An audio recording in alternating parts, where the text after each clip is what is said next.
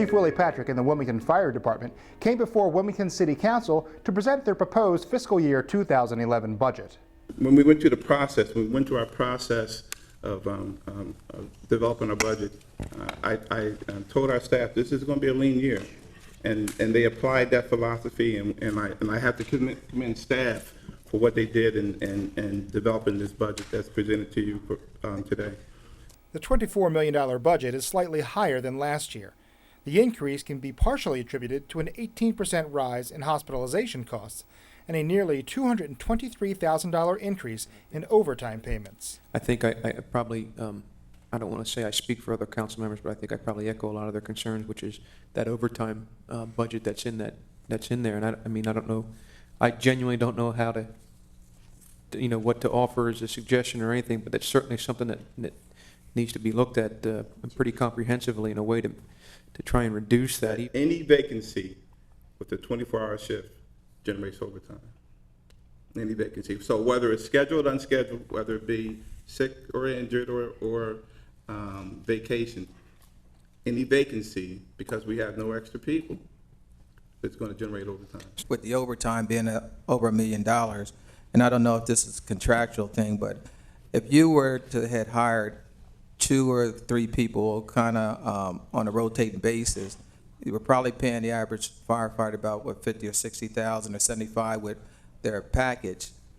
Do you think something like that would work better and help reduce overtime? Oh, without a doubt. Anytime we have extra people to fill slots, if we had 8 extra people, 2 per shift, yeah, it would reduce the overtime. The chief estimates that rolling bypasses, which deactivate 1 piece of equipment per shift as well as 4 firefighters, has helped alleviate the overtime budget. I guess the question is, how does the presence of a rolling bypass or absence of a rolling bypass impact the overtime? Well, if the rolling bypass was not implemented, our overtime budget would have been an additional 700 or 800,000 to date, 700 or 800,000. So for an additional 700 for just overtime. Yes. Not to include the operating cost of it. Yes. Councilmember Kevin Kelly expressed some concern over employees duplicating the same work as other city employees.